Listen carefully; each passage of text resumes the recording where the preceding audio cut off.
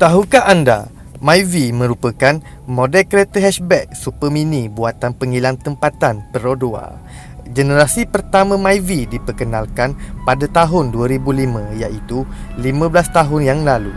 Model generasi pertama Myvi diasaskan daripada Daihatsu, Bun ataupun Toyota Passo. Ada sesetengah pihak yang mengaitkan model Myvi ini sebagai kereta kompak ataupun ciplak dari model Daihatsu dan dinamakan semula. Stigma masyarakat mahupun segelintir peminat automobil yang berpendapat negatif melihat kepada pembaziran serta elemen ditawarkan tidak begitu menarik.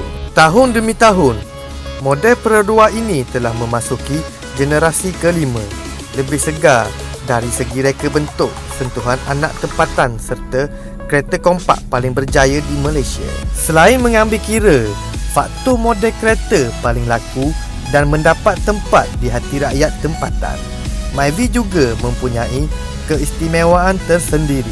Sering membuat kemunculan dengan kisah sensasi yang panas. Myvi juga tidak terlepas dari dijadikan bahan jenaka netizen.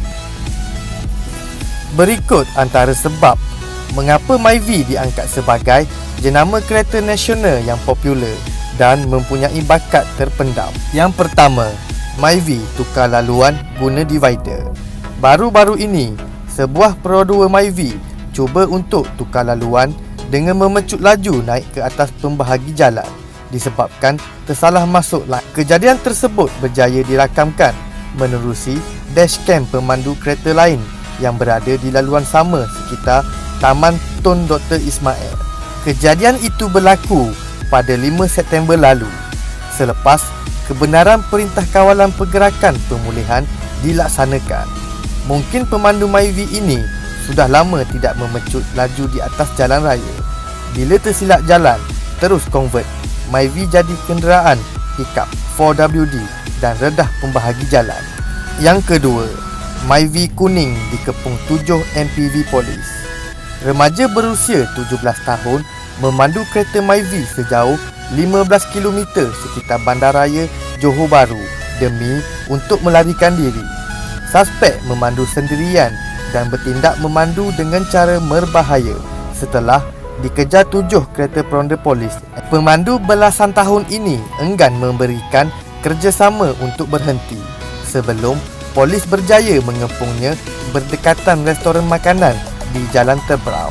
Hasil pemeriksaan ke atas pemandu Myvi itu, polis menemui pelbagai jenis dadah dalam beg sandang milik. Patutlah pecut kereta laju, gelisah macam cacing kepanasan.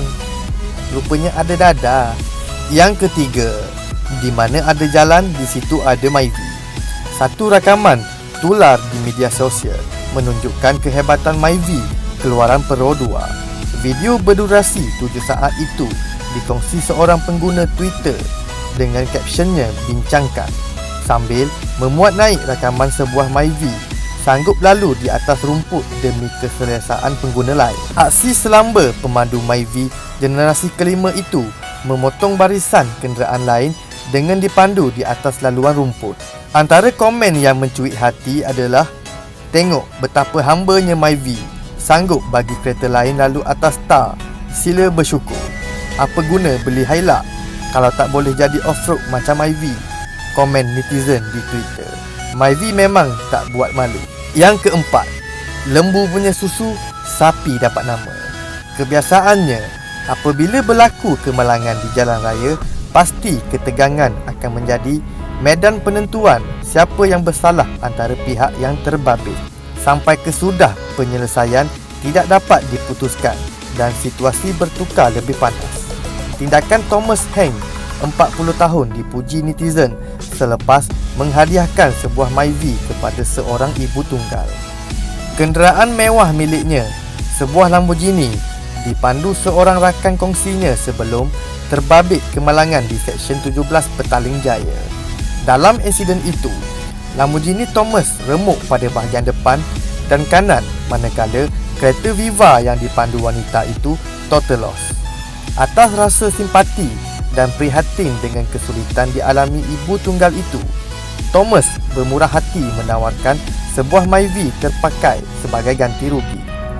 tidak semua perkara mahupun insiden perlu dipertikaikan sehingga mencetuskan ketegangan. Selagi mana boleh diselesaikan cara baik dan berhemah, itu lebih baik. Yang kelima, Myvi kuning dive dalam lubang jalan. Faktor jalan raya yang rosak dan tidak diselenggara dengan baik turut menjadi penyumbang kepada kemalangan selain daripada kecuaian sikap pemandu. Sebuah kereta Myvi dipandu seorang wanita terperosok masuk ke dalam laluan yang tiba-tiba mendap di Jalan Maharaja Lela pada November lalu. Mendapan tanah seluas 3 meter persegi itu berlaku pada jam 11.35 malam dan hanya melibatkan sebuah kereta Pro 2 Myvi sahaja. Nasib baik keadaan jalan ketika itu tidak sesak di mana boleh mengancam nyawa pemandu lain. Pemandu wanita terbabit tidak mengalami sebarang kecederaan. Myvi tersebut terpaksa dinaikkan menggunakan sebuah kren pengangkut.